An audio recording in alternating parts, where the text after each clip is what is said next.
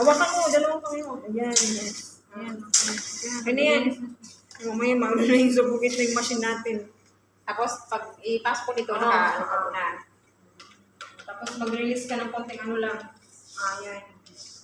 Yung parang nag-ano na kami. May flema na kunwari, tapos ugasan ng ulit.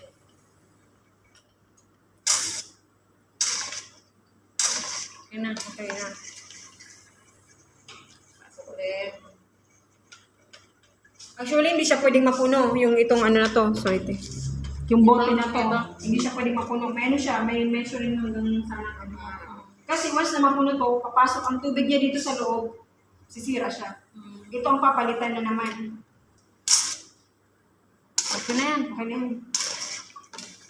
Tapos kas ng tubig. Galing magpindot ah. Dahil, ilagay mo siya dito dahil. Parang lato-lato lang ah. Parang sanay na sanay. Ito yung magko-control sa inyo ha.